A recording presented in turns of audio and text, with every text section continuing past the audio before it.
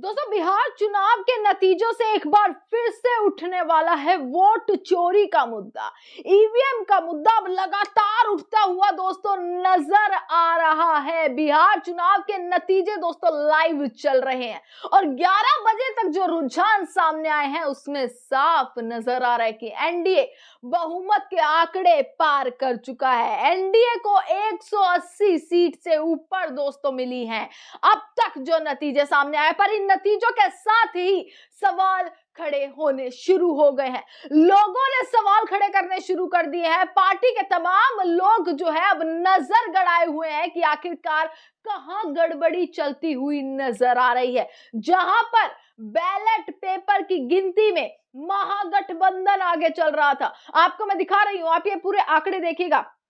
ये आंकड़े बताते हैं कि कैसे जब बैलेट पेपर की गिनती हो रही थी तब महागठबंधन को 19 सीटें जो है वो हासिल हुई थी, वहीं एनडीए को 71 सीटें मिल रही थी। पर जैसे ही ईवीएम की काउंटिंग शुरू हुई वैसे ही एनडीए की सीट बढ़ती चली गई और एनडीए ने आंकड़ा भी पार कर दिया। अब सवाल तो दोस्तों खड़ा होना ही है, चाहे वो ईवीएम पर हो या फिर वो वोट चोरी पर हो। और ऐसा ही कुछ देखने के लिए मिला है। अब ट्विटर पर इस चीज की पूरे तरीके से लोगों ने ट्रोल करना शुरू कर दिया इस चीज को कि जो आंकड़े न्यूज चैनल दिखा रहे हैं और जो आंकड़े चुनाव आयोग की वेबसाइट पर नजर आ रहे हैं वो एकदम अलग हैं।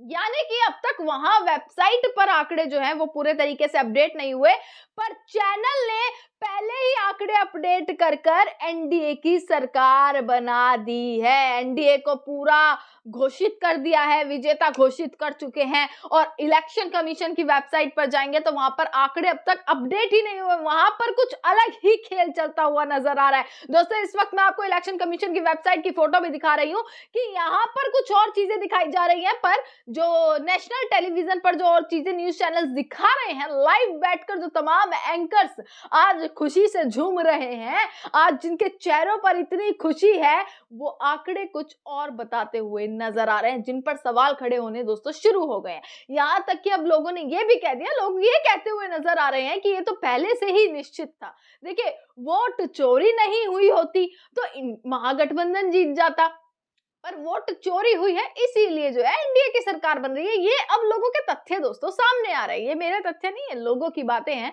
जो अब लोगों ने लिखनी शुरू कर दी हैं। मैं आपको तमाम चीजें दिखा रही हूँ दोस्तों, मेरे पीछे आप स्क्रीन पर इस वक्त देख पा रहे होंगे। फिलहाल आंकड़े बताते हैं कि 190 तक जो है वो एनडीए जो है वो आंकड़ा छू चुका है। भाजपा हो, जेडीयू हो, और प्रदर्शन से ऐसा लग रहा है कि 10,000 रुपया जो है वो काम करता हुआ अब नजर आ रहा है। जिन महिलाओं की एनडीए सरकार को 5 साल में याद नहीं आई, उन महिलाओं ने जादू भी कर दिया और देखिए एनडीए को किस तरीके से वो 10,000 के बदले क्या बहुमत मिली है। ये कहते हुए भी अब तमाम लोग, चैनल वाले, तमाम नेता, पूरा विपक्ष अब सामने आ रहा है कि भाई 5 साल में महिलाओं की याद नहीं आई, 20 दिन पहले उनके खाते में पैसे डाल देना, क्या यही भाजपा की रणनीति थी? क्या यही बीजेपी की राजनीति थी पूरे तरीके से कि मूर्ख बनाया जा रहा है और जीतने के बाद क्या होगा, कितना महिलाओं के लिए करेंगे, ये देखना बाकी है। दोस्तों, आ जाते हैं ट्विटर पर लगातार लोगों ने बड़ी चीजें लिखती हुई नजर आई है। सबसे पहले जब पोस्टल बैलेट की, जब बैलेट पेपर की जब काउंटिंग हो रही थी तब महागठबंधन आगे चलता हुआ दोस्तों नजर आ रहा था और एकदम से ही ईवीएम की काउंटिंग होते ही कैसे सीटों में इजाफा जो है एनडीए का होता हुआ नजर आया।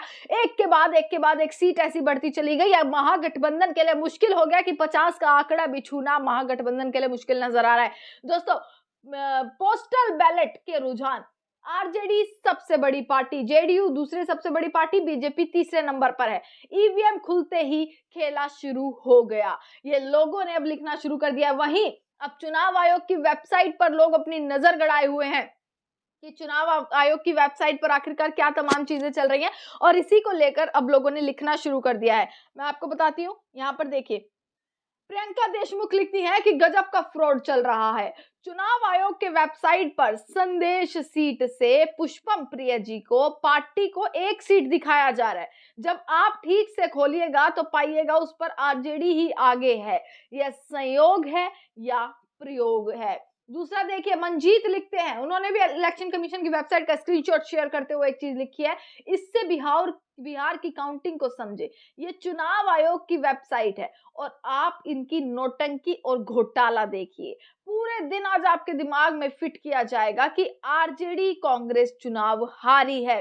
दोस्तों अब ये लिखते हुए अब ये तमाम चीजें सामने आती हुई दोस्तों नजर आ रही है। यहाँ पर देखिएगा, कंचना यादव लिखती हैं, सारे चैनलों ने अपने अपना काउंटिंग सेंटर खोल रखा है भाई, गजब खेल चल रहा है। इधर चुनाव आयोग जहां बीजेपी आगे है वहीं सीट अपडेट कर रहा है, आरजेडी की नहीं कर रहा है।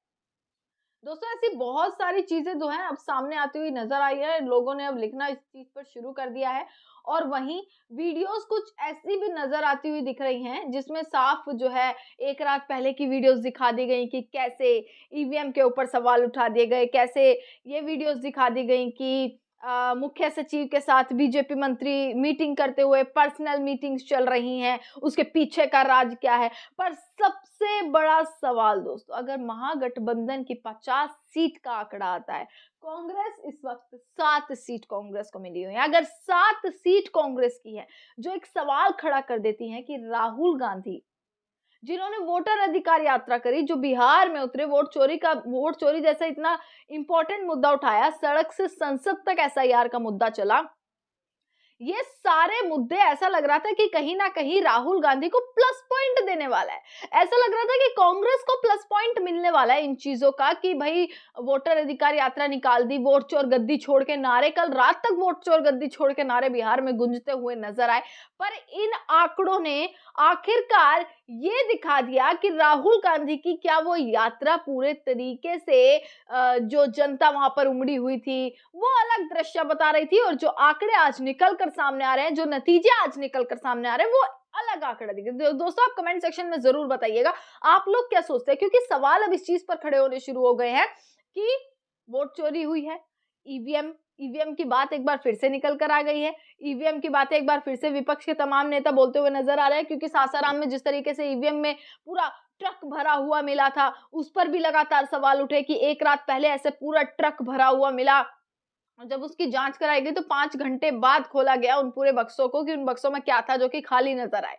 जिसके बाद दोस्तों ये सवाल अब लगातार खड़ा किया जा रहा है, और इन सवालों के साथ अभी ये आंकड़े बदलते हैं। आखिरकार क्या होगा, महागठबंधन इतने बुरे तरीके से हार चुका है महागठबंधन, क्या इन यात्राओं का कोई फायदा नहीं हुआ, क्या जो सोचा जा रहा था वैसा कुछ नहीं हुआ। लग रहा था कि भाई राहुल गांधी का हाइड्रोजन बम वोटिंग से, मतदान से एक दिन पहले उनका हाइड्रोजन बम फोड़ना कहीं ना कहीं असर देने वाला है, पर वो भी यहाँ पर कुछ असर होता हुआ दिखाई नहीं दे रहा, क्योंकि किस तरीके से अब की बार बोला जा रहा है महिलाओं ने इतना ज्यादा वोट किया है, और महिलाओं में जैसा कि मैंने आपको बताया, क्या ये 10,000, क्या जो खाते में पैसा डाला गया, क्या वो काम कर गया है।